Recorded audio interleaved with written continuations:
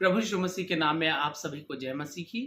परमेश्वर पिता का धन्यवाद हो कि परमेश्वर ने हमें एक अच्छा अवसर दिया है कि हम इस वीडियो क्लास के माध्यम से बाइबल के विषयों का अध्ययन कर सके। और हम देख रहे हैं जो हमारा विषय है कलीसिया का मूल प्रशासन। आज हम देखेंगे पेज नंबर 60 अध्याय 3 स्थानीय कलीसिया का प्रबंधन एवं संगठन। तो किस प्रकार से आज जो है हमारी कलीसिया कार्य कर रही है और किस प्रकार से जो है हमें करना चाहिए, इसके विषय में आज हम जानेंगे। पहला पॉइंट हम देखते हैं स्थानीय कलीसिया। स्थानीय कलीसिया का प्रबंध या प्रशासन भारतीय कलीसिया में एक स्थानीय कलीसिया जिसमें उदाहरण के लिए 200 से 500 चर्च सदस्य पाए जाते हैं। इसमें स्थानीय पास्टर व सहायक पास्टर हो सकते हैं। प्रबंधन में पास्टर या चरवाहा की भूमिका एक मुख्य कार्यकारी अधिकारी या अध्यक्ष के रूप में होती है। कलीसिया या संगठन में सचिव व सहसचिव की भूमिका लेखन एवं रिकॉर्ड के कार्य के लिए होता है। स्थानीय कलीसिया में लेखा जोखा रखने हेतु खजांची होता है।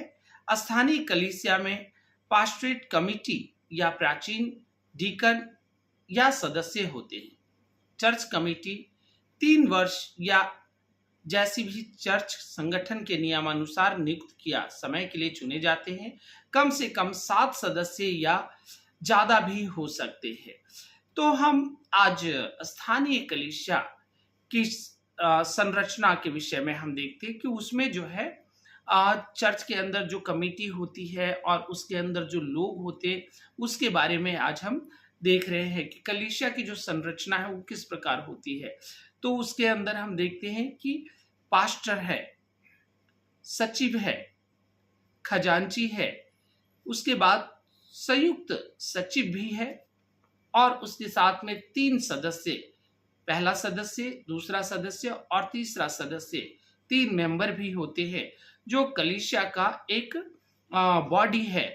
और इसमें हम देखते हैं कि लगभग 7 सदस्य इसमें होते हैं कम से कम, और इसमें ज्यादा भी हो सकते हैं। स्थानीय कलीसिया में पास्टर, सचिव व खजांची की अहम भूमिकाएं, जिम्मेदारियां कलीसिया या संगठन की उन्नति व मजबूती में महत्वपूर्ण योगदान होता है। तो ये बहुत ही महत्वपूर्ण जो है एक कमिटी और ये समूह जो है बहुत जिम्मेदारियों से परिपूर्ण है और इनके ऊपर कई कार्य होते हैं और इनके द्वारा ही जो है कलीसिया के कार्यों का नेतृत्व जो है अगुवाई जो है की जाती है। इसीलिए इनके रोल जो है, इनकी जो भूमिकाएं हैं ये बहुत महत्वपूर्ण है। सो इसके बारे में हम और कुछ बातों को जानेंगे। हम देखें पेज नंबर 61, दूसरा पॉइंट, आत्मिक अगुवे की बाइबल आधारित योग्यताएं। तो जो उसमें अगुवे हैं तो उनकी जो योग्यताएं क्या क्या होनी चाहिए, किस प्रकार का होना चाहिए, जो पास्टर और जो डीकन और जो प्राचीन सचिव, खजांची और जितने भी और भी बहुत सारी बातों को बहुत सारे जो होंगे, तो उन लोगों का किस प्रकार से जो उनकी योग्यता, उनमें क्या क्या गुण होंगे उसके बारे में हम देख लेते हैं। हम बाइबल के अंदर निर्गमन 18 अध्याय 21 वचन को देखें। फिर तू इन सब लोगों में से ऐसे पुरुष को छांट ले जो गुणी और परमेश्वर का भय मानने वाले, सच्चे और अन्याय के लाभ से घृणा करने वाले हों, और उनको 1000-1000, 100-100, 50-50 और 10-10 मनुष्य पर प्रधान नियुक्त कर दे। तो हम जानते हैं इन बातों को कि किस प्रकार से पुराने नियम के अंदर जब मूसा जब लोगों का न्याय करते करते और लोगों की समस्याओं का निपटारा करते करते वो बहुत थकने लगा है और पूरा भी नहीं कर पा रहा था, और जानते हैं कि यत्रो जो उनके ससुर हैं उन्होंने उसको इस प्रकार से एक सुझाव दिया और उस बातों को हम वहां पर पाते हैं। फिर हम देखते हैं पहला तिमुथियुस उसका 3 अध्याय 1 से लेकर 13 तक में यह बात सत्य है कि जो अध्यक्ष होना चाहता है, तो हमने पहले इन वचनों में देखा है कि कैसे लोग होने चाहिए। वो जो गुणी, परमेश्वर का भय मानने वाले, सच्चे, अन्याय के लाभ से घृणा करने वाले, तो ऐसे लोग होना चाहिए जिनको जिम्मेदारियां सौंपी जा रही हैं। उसके बाद पहला तीमुथियुस 3 अध्याय 1 से हम जब वहां पढ़ते हैं तो वहां हम देखते हैं कि अध्यक्ष, यह बात सत्य है कि जो अध्यक्ष होना चाहता है तो वो भले काम की इच्छा करता है। सो चाहिए कि अध्यक्ष निर्दोष और एक ही पत्नी का पति, संयमी, सुशील, सभ्य, पौनाई करने वाला, सिखाने में निपुण हो, पियक्कड़ या मारपीट करने वाला ना हो, वरन कोमल हो और ना झगड़ालू हो, ना लोभी हो, अपने घर का अच्छा प्रबंध करता हो और लड़के बालों को सारी गंभीरता से अधीन रखता हो। जब कोई अपने घर ही का प्रबंध करना ना जानता हो तो परमेश्वर की कलीसिया की रखवाली क्यों करेगा। फिर यह कि नया चेला ना हो, ऐसा ना हो कि अभिमान करके शैतान का सददंड पाए और बाहर वालों में भी उसका सुनाम हो। ऐसा ना हो कि निंदित होकर शैतान के फंदे में फंस जाए। वैसे ही सेवकों को भी गंभीर होना चाहिए, दो रंगी, पियक्कड़ और नीच कमाई के लोभी ना हो, पर विश्वास के भेद को शुद्ध विवेक से सुरक्षित रखें और ये भी पहले परखे जाएं, तब यदि निर्दोष निकले तो सेवक का काम करें। इसी प्रकार से स्त्रियों को गंभीर होना चाहिए, दोष लगाने वाली ना हो, पर सचेत और सब बातों में विश्वास योग्य हो। सेवक एक ही पत्नी के पति हों और लड़के बालों और अपने घरों का अच्छा प्रबंध करना जानते हो, क्योंकि जो सेवक का काम अच्छी तरह से कर सकते हैं वे अपने लिए अच्छा पद और विश्वास में जो मसीह यीशु पर है बड़ा ही आप प्राप्त करते हैं। तो यहां पर हमने देखा कि किस प्रकार से जो है अगुवों की योग्यताएं हैं। फिर प्रेरितों के काम उसका 6 अध्याय 1 से लेकर 6 तक में हम वहां पर भी पाते हैं। और यहाँ हम देखते हैं उन दिनों में जब चेले बहुत होते जाते थे तो यूनानी भाषा बोलने वाले इब्रानियों पर कुड़कुड़ाने लगे कि प्रतिदिन की सेवकाई में हमारी विधवाओं की सुधि नहीं ली जाती।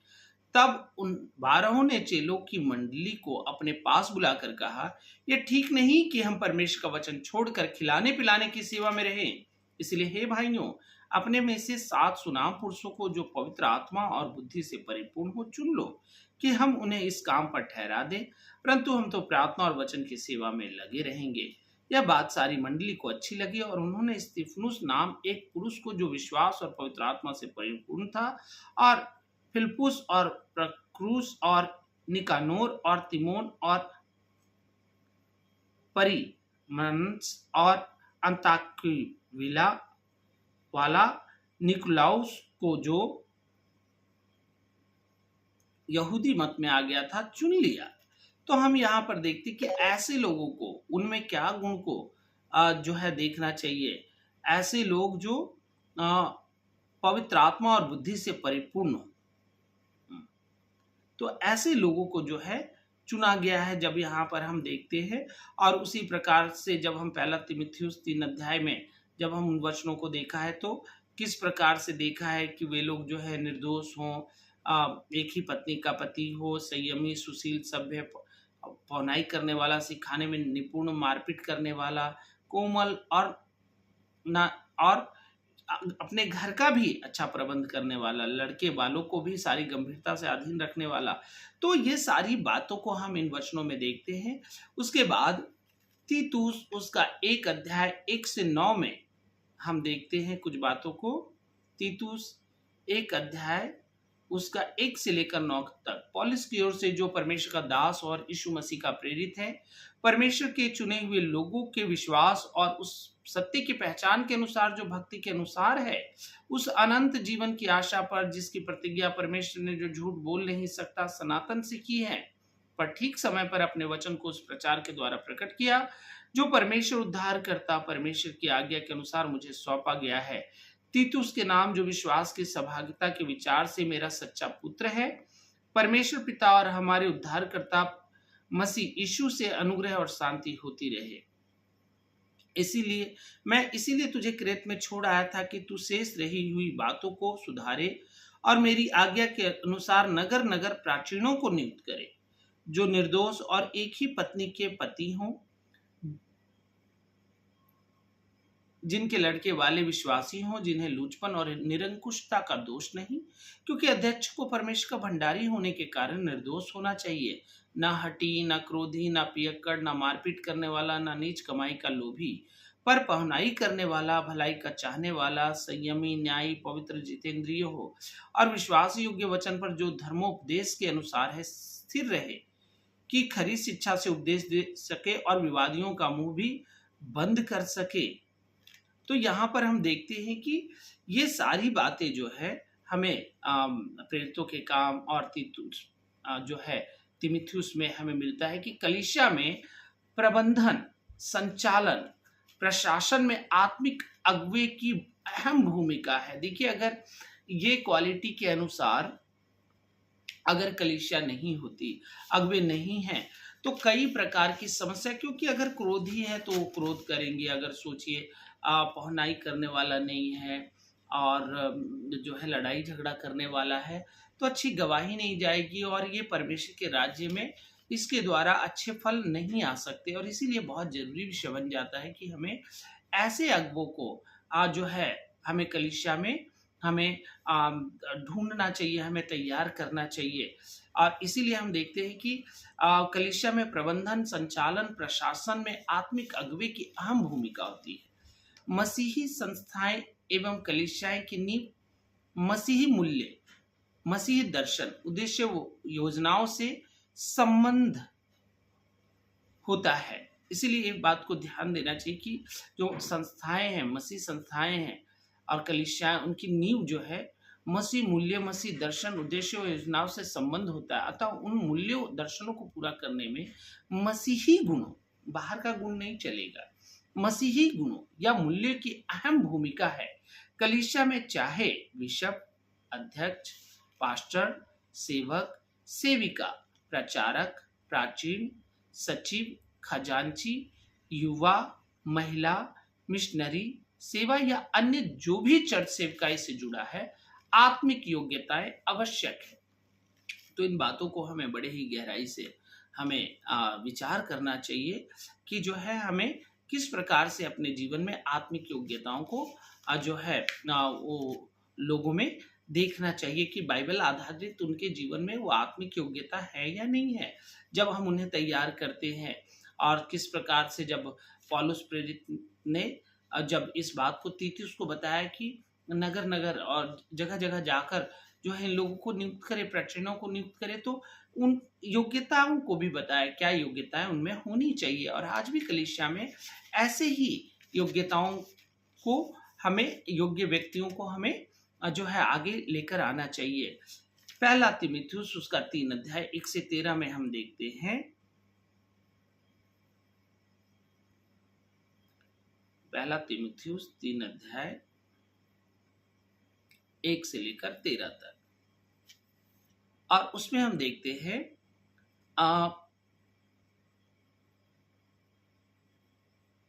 अध्यक्ष या अगुवे के गुणों का वर्णन किया गया है। जब इन वचनों को आप पढ़ेंगे कि उनके जो गुण हैं, इनमें भी हम आइए बाइबल से एक बार फिर से पढ़ लें ताकि हमें स्पष्ट रूप से इन बातों को समझ जाए। यह बात सत्य है कि जो अध्यक्ष होना चाहता है वह भले काम की इच्छा करता है। सो चाहिए कि अध्यक्ष निर्दोष और एक ही पत्नी का पति, संयमी, सुशील, सभ्य, पौनाई करने वाला, सिखाने में निपुण हो, पियक्कड़ या मारपीट करने वाला ना हो, वरन कोमल हो और ना झगड़ालू, ना लोभी हो, अपने घर का अच्छा प्रबंध करता हो, लड़के बालों को सारी गंभीरता से अधीन रखता हो। जब कोई अपने घर ही का प्रबंध करना ना जानता हो तो परमेश्वर की कलीसिया की रखवाली क्यों कर करेगा।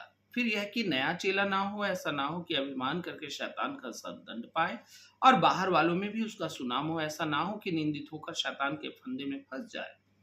वैसे ही सेवकों को भी गंभीर होना चाहिए, दो रंगी, पियक्कड़ और नीच कमाई के लोभी ना हो, पर विश्वास के भेद को शुद्ध विवेक से सुरक्षित रखे, और ये भी पहले परखे जाए, तब यदि निर्दोष निकले तो सेवा का काम करे।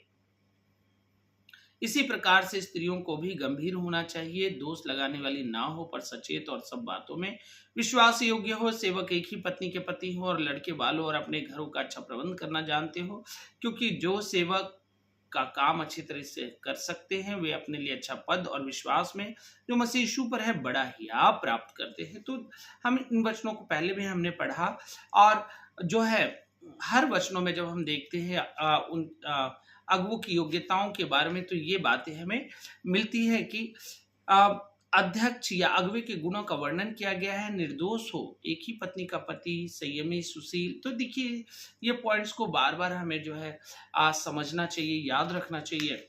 और देखते कि पौनाई करने वाला अगर उसमें ये गुण नहीं है तो ये लोगों को जीत नहीं पाएंगे, इसीलिए हमें ये ध्यान देना चाहिए।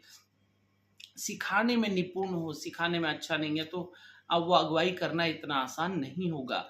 पियक्कड़ या मारपीट करने वाला ना हो, वरन कोमल हो और झगड़ालू और ना धन का लोभी हो। तो जो बातें वचन में लिखी गई हैं, जो बाइबल आधारित आत्मिक अगुवों की योग्यताएं कि किस प्रकार होना चाहिए, वो बातें हम इसमें देख रहे हैं। जब कोई अपने ही घर का प्रबंध करना ना जानता तो घर के विषय में भी जो है पवित्र शास्त्र इस प्रकार बताते कि अगर घर नहीं चला सकता, घर में बच्चे नहीं संभल रहे हैं, परिवार नहीं संभल रहा है और उनमें मतभेद है। कई बार तो ऐसा भी देखा गया कि एक जो है कलीसिया में जा रहा है लेकिन दूसरा बच्चे नहीं जा रहे हैं, तो फिर भला वो अगुवाई करना उनके लिए इतना आसान नहीं होगा। फिर यह कि नया चेला ना हो, ऐसा ना हो कि अभिमान करके शैतान का साथ दंड पाए और बाहर वालों में भी उसका सुनाम हो। पहले परखा जाए, तब यदि निर्दोष निकले तो सेवक का काम करे। वैसे ही सेवकों को भी गंभीर होना चाहिए, दो रंगी, पियक्कड़ और नीच कमाई के लोभी ना हो, पर विश्वास के भेद को शुद्ध विवेक से सुरक्षित रखे।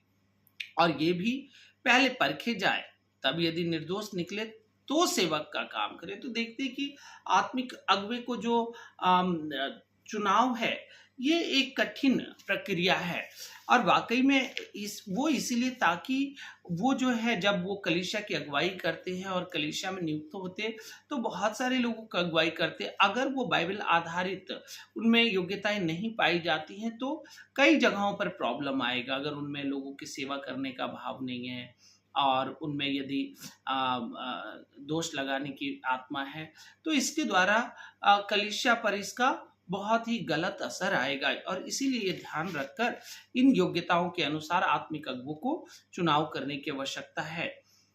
तीसरा पॉइंट हम देखते हैं, पास्टर जो चरवाहे के नेतृत्व की भूमिका। अब इनके बारे में हम जान लेते हैं। नए नियम में नेता अगुवे की अवधारणा उस व्यक्ति से है जो दूसरों की भलाई के लिए कार्य करता है। उसका व्यवहार विनम्रता यानी कि दीनता का होता है, जिससे वह परमेश्वर का दास हो जाता है। परमेश्वर का मनपसंद संबोधन अपने लोगों के लिए भेड़ या गल्ला है। तो हम देख सकते हैं कि परमेश्वर जब लोगों के लिए बातें करते हैं, जो विश्वास करने वाले लोग हैं उनके लिए, कि भेड़ के रूप में, गल्ला के रूप में, तो बार बार बाइबल कहती है कि हम सब खोई हुई भटकी भेड़ है। ईसाया 53 उसका 6 वचन में हम देख सकते हैं, हम तो सबके सब भेड़ों की नाई भटक गए थे, हम में से हर एक ने अपना अपना मार्ग लिया और यहोवा ने हम सबों के अधर्म का बोझ उसी पर लाद दिया। तो इन वचनों को हम यहां पर पाते, जिन्हें अपने महान चरवाहे के पास लौटना है। और पहला पतरस 2 उसका 25 में हम देखते हैं, क्योंकि तुम पहले भटकी हुई भेड़ों की नाई थे, पर अब अपने प्राणों के रखवाले अध्यक्ष के पास फिर आ गए हो। तो हम देखते हैं कि इस प्रकार से परमेश्वर का वचन लोगों को जो है भेड़ों के रूप में संबोधित कर रहा है। और उसके बाद लोग उसका गल्ला है। भजन संगीता 100 का 3 में हम देखते हैं, निश्चय जानो कि यहोवा ही परमेश्वर, उसी ने हमको बनाया और हम उसी के हैं, हम उसकी प्रजा और उसकी चराई की भेड़े हैं। तो हम देखते परमेश्वर उनकी निगरानी करता है, उनकी परवाह करता। तो ये देखना चाहिए कि जो नेतृत्व जो पासवान जो कर रहे हैं वो किस प्रकार का नेतृत्व। हम बाइबल से देखते हैं कि परमेश्वर कैसे देख रहे हैं उनको, परमेश्वर किस प्रकार से देख रहे हैं, किस प्रकार से परमेश्वर हम सबों से प्यार करते हैं। और इसीलिए जब अगुवाई करता है, पासवान अगुवाई करता है, तो किस प्रकार से उन लोगों को जो है अगुवाई देना चाहिए। तो हम यहाँ पर इसीलिए देखते हैं कि परमेश्वर उनकी निगरानी करता है, उनकी परवाह करता है, उन्हें भोजन देता है और उन्हें ढूंढता है। यह हेजकेल 34 अध्याय जब आप पढ़ेंगे तो इस बात को स्पष्ट रूप से आप जान पाएंगे। वह अच्छा चरवाहा है। यूहन्ना 10 जब आप पढ़ेंगे तो आपको मालूम होगा कि किस प्रकार से परमेश्वर का वचन जो है वो भेड़ों के विषय में बताता है, चरवाही करने के विषय में बताता है, किस प्रकार से यीशु मसीह ने जो है, एक बात स्पष्ट रूप से जान लीजिए कि यीशु महान चरवाहा, और जो पासवानों को जो जिम्मेदारियां दी जाती है वो जिम्मेदारियां हम उनके अगुवाई के अनुसार, परमेश्वर के वचन के अनुसार हम उन तमाम भेड़ों की जो है वो अगुवाई करते हैं। इसीलिए वह अपने गल्ले को अच्छे से अपने भेड़ों को अच्छे से अच्छी वस्तु देता है। भजन संगीता 23 में हम पढ़ते हैं कि यहोवा मेरा चरवाहा है, मुझे कुछ घटी ना होगी। तो हम समझ पाते हैं कि किस प्रकार से परमेश्वर का वचन जो है भेड़ों के विषय में संबोधित करता है और पासवान का उनके प्रति क्या जिम्मेदारियां हैं, किस प्रकार का नेतृत्व उनका होना है। जब वे भटक जाती हैं वह उन्हें ढूंढता भी है। लूका 15 अध्याय में जब आप इन वचनों को पढ़ेंगे तो आप स्पष्ट रूप से जान पाएंगे। आगे हम देखें,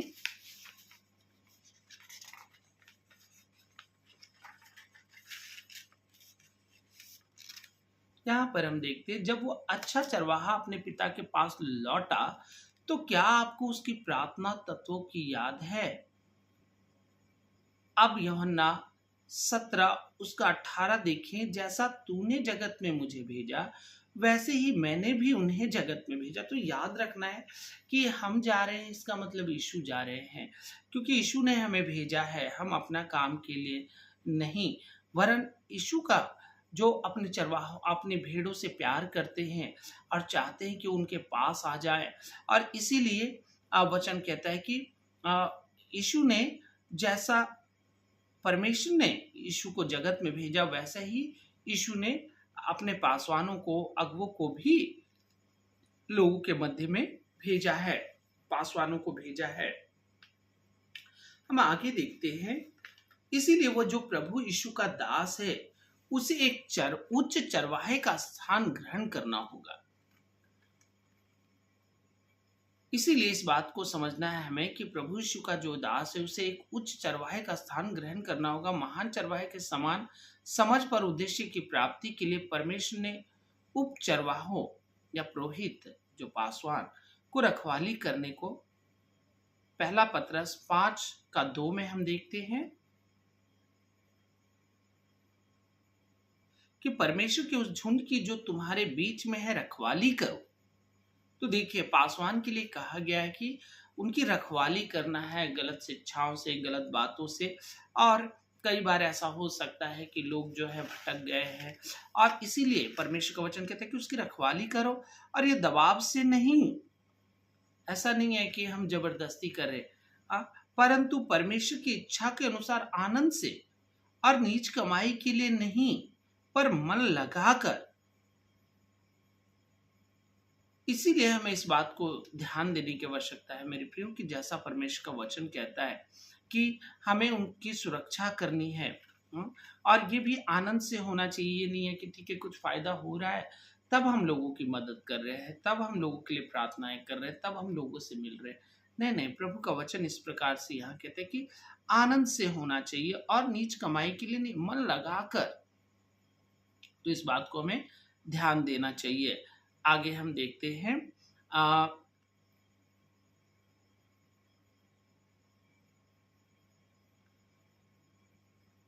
और गले को सुरक्षा प्रदान करने, यिर्मयाह 23:4 में वचन हम देखते हैं,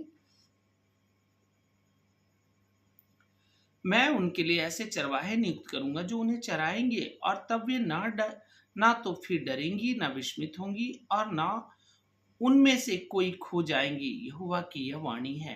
तो याद रखने की आवश्यकता है कि पासवानों का जो कार्य किस प्रकार से उनके लिए है, उनको क्या करने की जरूरत है, कि परमेश्वर ने नियुक्त किया तो उन्हें चराएंगे, और वे फिर कभी नहीं डरेंगी, ना वो विस्मित होंगे, ना वो भटक जाए, ना खो जाएंगी। तो हमें इन बातों को यानी कि उनके लिए प्रार्थना करना, वचन देना और उनकी सहायता करना, इन तमाम बातों को उनके साथ करने की आवश्यकता है। आगे देखते हैं हम। और इन्हीं बातों के लिए जो है, तो हमने यहाँ पर देखा कि किस प्रकार से किन किन बातों के लिए तो उनको जो है रखवाली करने के लिए, सुरक्षा प्रदान करने के लिए, हाँ, और इसीलिए भेजा अगुवे का उन्हें भोजन देना। यह हजकेल उसका 34 का 23 में हम देखते हैं कि और मैं उन पर ऐसा एक चरवाहा ठहराऊंगा जो उनकी चरवाही करेगा, और मेरा दास दाऊद होगा, वही उनको चराएगा और वही उनका चरवाहा होगा। तो हम देखते हैं कि वचन के अनुसार हमें उनको क्या करने की आवश्यकता है। हमें जो है उनको जो है भोजन यानी कि परमेश्वर का वचन देने की आवश्यकता, उनकी मदद करने की आवश्यकता। आगे देखते हैं प्रेरितों और उनका अभिवक्त होना है।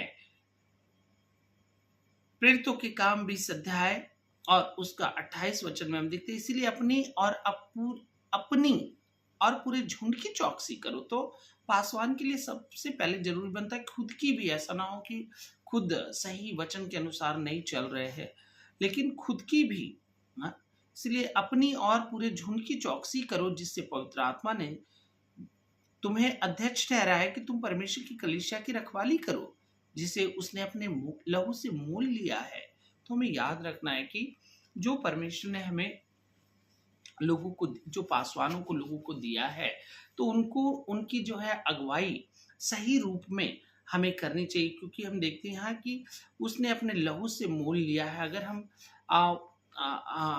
अगर जो पासवान है और सही रूप में अगर भेड़ों की देखभाल नहीं कर रहे, प्रार्थना नहीं कर रहे, मिल नहीं रहे हैं और उनकी मदद नहीं कर रहे, तो कहीं ना कहीं हम जो है अपने ऊपर दंड को लेकर आते। इसीलिए हमें बड़ी सावधानी के साथ, प्रार्थना के साथ उनकी जो झुंड सौंपे गए हैं, प्रभु ने सौंपे हैं, उनको देखभाल करना चाहिए। आगे हम देखते हैं, उनके उदाहरण के भाग कभी समाप्त नहीं होते हैं।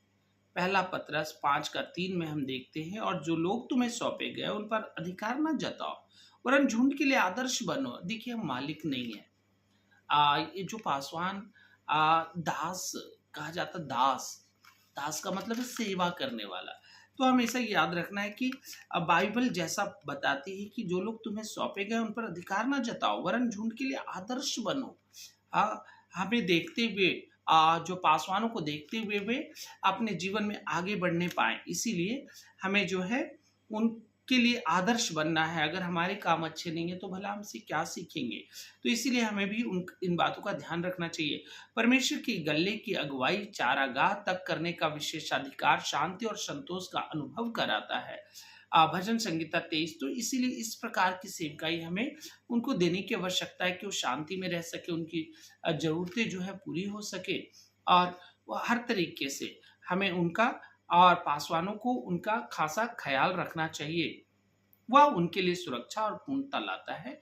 पौलुस इसका प्रयोग नकारात्मक रूप से दूसरा तीमुथियुस 2 अध्याय उसका 17 वचन, और उनका वचन सड़े घाव की नाई फैलता जाएगा। हुमिनियुस और फिलेतुस उन्हीं में से हैं। दूसरा तीमुथियुस 2 अध्याय उसका 17 वचन। तो हम यहाँ देखते कि मैं करता है कि उसकी शिक्षा सड़े घाव के समान फैलती है। उन चरवाहे का प्रभाव इसीलिए महत्वपूर्ण है कि वो अपने गले में भय उत्पन्न नहीं करता। भजन संगीता 23:4 में देखिए स्पष्ट रूप से कितना अच्छा कहा गया है, चाहे मैं घोर अंधकार से भरी तराई में होकर चलूं तो भी हानि से ना डरूंगा, क्योंकि तू मेरे साथ रहता है, तेरे सोटे और तेरी लाठी से मुझे शांति मिलती है। आगे हम देखते हैं, प्रत्येक अच्छा चरवाहा इस भूमिका को स्वेच्छा से, उत्साह से और विनम्रता से पूर्ण करता है। पहला पतरस 5 अध्याय उसका 3 वचन में हम देखते हैं, और जो लोग तुम्हें सौंपे गए हैं उन पर अधिकार न जताओ, वरन झुंड के लिए आदर्श बनो। तो मेरे प्रिय, ऐसा नहीं है कि इतने हमारे वचन ऐसे हों जो उनको चोट पहुंचाए, दुख पहुंचाए, वरन इस प्रकार से कि हम जो है उनको बचा ले और उनको उत्साहित करें।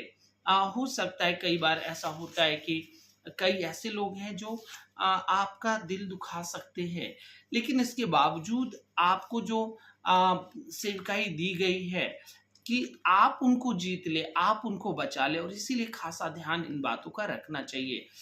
चरवाहे को स्वार्थी, शायद 56:10 से 11 में पढ़ लीजिएगा। कटु, यिर्मयाह 10:21 में। तितर बितर करने वाला, यिर्मयाह 50:6, और गले को भटकाने वाला, यिर्मयाह 50:6 से 7 कभी नहीं होना चाहिए। तो ये देख रहे हैं इन बातों को, स्वार्थी नहीं है होना है, कटु नहीं होना है, तितर बितर करने वाला या लोगों को भटकाने वाला नहीं होना चाहिए। इसके अतिरिक्त जो चरवाहा अच्छा चरवाहा नहीं बन पाता, उसे भयंकर दंड सहने पड़ते। यिर्मयाह 25:34 में, 34 से 38 आप पढ़ लीजिएगा, आपको स्पष्ट रूप से मालूम हो जाएगा। जब वह अपनी भेड़ों को भोजन देने, उनके आवश्यकताओं की पूर्ति करने और भटकी हुई को ढूंढने में असफल हो जाता है, तो उसे परमेश्वर का न्याय सहना पड़ता है। जकरिया 10:1 से 3 में। बाइबल में चरवाहे के लिए बहुत सी भूमिकाओं का उल्लेख है जिन्हें उसे पूरा करना होता है। कलीसिया में मुख्य 4 कार्य उसे करने होते हैं पासवान को। पहला, देखभाल करना है। दूसरा, भेंट करने जाते रहना है। तीसरा, परामर्श करना, सलाह देना, प्रशासन या संचालन करना। रखवाली करना एक रुचिकर शब्द है। इसका अभिप्राय अत्यंत लगाव, दूसरे के लिए परवाह करने से है। इसमें निहित है कि सभी प्राप्त साधनों से दूसरों की पूर्ण रूप से सहायता करना। इसके अंतर्गत सभी वस्तुएं जैसे समय, ध्यान से सुनना, योग्यता, धन, अंतर्दृष्टि, सहन शक्ति तथा दूसरी सांसारिक वस्तुएं सभी सम्मिलित हैं। प्रभु यीशु ने अच्छे सामरी के दृष्टांत में इन सब का सुंदर रूप से समावेश किया है। लूका 10:39 से 37 में आप पढ़ लीजिए। सही शब्द प्रभु यीशु के शरीर यानी कि कलीसिया में शांति, मेल मिलाप लाता है। पहला कुरिन्थियों 12:25 में। तीमुथियुस इसका उदाहरण है। फिलिपियों 2:20 में हम देखते हैं इसका संज्ञा रूप मस्तिष्क का समावेश इस लगाव में करता है। यह एक संपूर्ण और सर्वांगीण लगाव है। यही वह व्यवहार है जो अगुवे का अपनी कलीसिया से होना चाहिए। पहला तीमुथियुस 3:5, यानी कि आपको जो है उनके साथ इस प्रकार से कि आप उनके लिए एक परिवार के समान उन्हें देखभाल कर पा रहे हैं। और जिन बातों को हम वचन में देखते हैं कि हमें सही रूप में वो 4 बातों को हमें बहुत ध्यान पूर्वक हमें जो है उसके अनुसार करना चाहिए। एक पुराना विश्वास वचन कहता है कि चरवाहे यानी धर्म सेवक का कार्य मनुष्य की आत्मा ठीक करना है। देखिए कितना अच्छा पॉइंट है कि चरवाहे का जो कार्य कि मनुष्य की आत्मा, हम जानते हैं बहुत सारी प्रॉब्लम होगी, लेकिन इसीलिए प्रभु ने आपको चुना है, उत्तरदायित्व दिया है। शायद उचित शब्द देखभाल होना चाहिए। यद्यपि हम किसी को पूर्ण स्वास्थ्य ना दे पाए, परंतु हम उसकी पूर्ण देखभाल अवश्य कर सकते। ऐसे बहुत से हैं जो पूरी तरह से स्वस्थ या हम कहें उद्धार नहीं पाते। यहाँ तक कि प्रभु यीशु ने भी इसे सत्य पाया। मत्ती 19:22, 26:47 में बहुत सारे। लेकिन आपको सभी को जो है इस प्रकार से आपको सेवकाई पूर्ण रूप से देनी है। भले ही वो पूर्ण रूप से स्वस्थ या उद्धार नहीं पाया, फिर भी उसके बावजूद भी आपका लगाव उनके प्रति होना चाहिए। आगे हम देखते हैं 4 पॉइंट, कलीसिया के सचिव की भूमिका। तो हमने देखा इसमें ना पासवान की भूमिका क्या थी। फिर अब हम देख रहे हैं 4th पॉइंट में कलीसिया के सचिव की भूमिका क्या। स्थानीय कलीसिया में जितने भी अगुवे छोटे बड़े होते हैं, उन सबकी आत्मिक अगुवों की जो गुण योग्यता है लागू होती है। सचिव व सह सचिव का कार्य लेखन का है।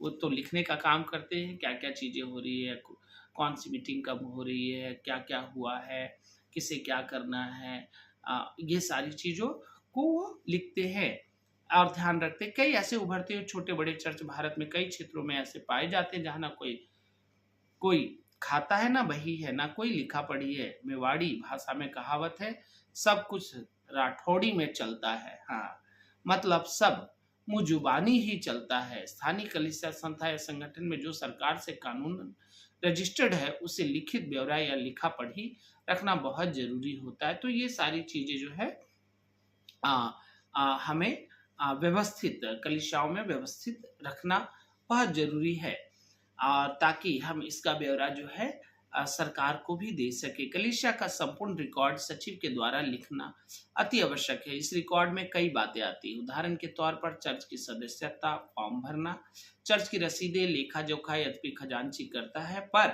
सचिव को रिकॉर्ड में रखना पड़ता है। बच्चों के समर्पण के प्रमाण पत्र, बपतिस्मा का रिकॉर्ड, प्रमाण पत्र शादी विवाह का रिकॉर्ड, प्रमाण पत्र कब्रिस्तान या मृत्यु प्रमाण पत्र, पत्र व्यवहार फाइल, कार्यकारिणी, pastorate committee meetings, general body meetings आदि का लिखित रिकॉर्ड या रजिस्टर मेंटेन करना, महत्वपूर्ण निर्णय लेने का ब्यौरा, सरकार या अन्य महत्वपूर्ण महकमों से संबंध या वार्तालाप क्रियाकल्पों का ब्यौरा, चर्च मिशन संपत्तियों का रिकॉर्ड व चर्च के विभागों अति महत्वपूर्ण बातों का ब्यौरा रखना बहुत ही जरूरी है। वार्षिक रिपोर्ट, वार्षिक बजट आदि को लिखना, देना व प्रस्तुत करना जरूरी है। कलीसिया के खजांची की भूमिका, तो हम जैसा कि हमने जो संरचना को देखा है कि उसमें पास्टर है और सचिव है, सह सचिव है और खजांची हैं और 3 अलग जो सदस्य हैं। तो उसके बारे में, अब खजांची के बारे में हम देख रहे हैं। कलीसिया का आर्थिक जीवन कलीसिया के सदस्य को द्वारा दिए गए दान, दशवांश व अन्य भेंटों से आता है। कलीसिया के सदस्य द्वारा परमेश्वर की सेवा हेतु श्रद्धा पूर्वक दिया गया धन या पैसा होता है। अतः जनता के पैसों का लेखा जोखा रखना व जनता के सामने प्रस्तुत करना अति आवश्यक हो जाता है। कलीसिया में पदाधिकारियों को 3 वर्ष या नियुक्ति समय हेतु चुना जाता है। यह उनकी जिम्मेदारी बनती है कि प्रति रविवार, प्रति माह व प्रति वर्ष का लेखा जोखा कलीसिया में प्रस्तुत करे। यह कलीसिया में आपसी विश्वास व पारदर्शिता को बढ़ाएगा तथा परमेश्वर के राज्य का प्रचार प्रसार व विस्तार होगा। अगर चर्च संस्था सरकार में कानूनी रजिस्टर्ड है तो चर्च पास्टर व अन्य खर्चों का हिसाब चार्टर्ड अकाउंट से ऑडिट कराना भी जरूरी होता है। तो देखिए, कई बार छोटी कलीसिया है तो वहाँ पर बहुत ये सारी चीजें हम नहीं देख पाते कि वहाँ कम संख्या है, लेकिन जब हम बात करते 200 से या 100 लोग, 200 लोग, 500 लोग हैं, तो वैसी जगहों में ये बहुत जरूरी बन जाता है कि इसका लेखा जोखा जो है और रजिस्टर्ड हो, ताकि गवर्नमेंट को भी इसका हिसाब देना पड़ता है और इसके लिए जो चार्टर्ड अकाउंटेंट होते हैं वो ऑडिट करवाना भी जरूरी होता है। यदि चर्च मिशन के पास एफसीआरए है, एफसीआरए यानी कि विदेशी मदद प्राप्त करने के लिए जो एफसीआरए अधिनियम के अंतर्गत गृह मंत्रालय को रिपोर्ट आदि समय समय पर देना, एफसीआरए रजिस्टर्ड होने के बाद में एफसीआरए मिलता है, जिसके द्वारा जो विदेशी फंड जो प्राप्त करते हैं तो उसमें कई प्रकार की टैक्स से छूट मिलती है। और टैक्स जो, आप इसको समझ लेना है कि हमें जो किस प्रकार से परमेश्वर का बताता है, जो कैसर का है वो कैसर को दो, जो परमेश्वर का वो परमेश्वर को दो। देश के कायदे कानूनों को भी जानना जरूरी है ताकि आर्थिक अपराधों से बचा जा सके व कलीसिया में सेवा सुचारू रूप से हो सके। दान दाताओं, सरकार व कलीसिया के सामने पारदर्शिता हो तथा लेखा देना अवश्य है। तो इन चीजों को हम जो है कलीसिया के संरचना में हम देखते हैं। और हमने आज फिर से एक बार जो है कलीसिया का मूल प्रशासन उस विषय में अध्याय 3 में हमने देखा स्थानीय कलीसिया का प्रबंध व संगठन किस प्रकार से कार्यरत होता है। कि स्थानीय कलीसिया जो कि 200 से 500 लोग, उसमें जो है कम से कम 7 लोग होते हैं। पास्टर हो गया, खजांची, सचिव, सह सचिव और उसमें 3 सदस्य, और ये ज्यादा भी हो सकते हैं। और उसके बाद हमने देखा है आत्मिक अगुवों की बाइबल आधारित योग्यता, तो आप जब चुनते तो कैसे लोग होना चाहिए। फिर पासवान का नेतृत्व में क्या होना चाहिए, उनकी क्या भूमिका, क्या क्या करना चाहिए, वो चीजें हमने देखी हैं। फिर उसके बाद कलीसिया के सचिव की भूमिका क्या क्या होती है, जो लिखने का और जितनी सारी चीजें वो जो है सचिव की होती हैं। फिर कलीसिया के खजांची की भूमिका के बारे में हमने जाना। और ये सारी बातें जो है हम जो स्थानीय कलीसियाओं में जो प्रबंध है और संगठन इसी प्रकार से होना चाहिए। मैं आशा करता हूं कि आपने अच्छी रीति से स्थानीय कलीसिया का प्रबंध एवं संगठन के विषय में समझा और उसी के अनुसार आप जो है आप अपनी कलीसिया को और अपने संगठन को जो है तैयार कर सकते हैं, आगे बढ़ा सकते हैं और परमेश्वर के आम, राज्य का कार्य इस प्रकार से और भी आगे बढ़ता जाएगा। आप सभी को जय मसीह की।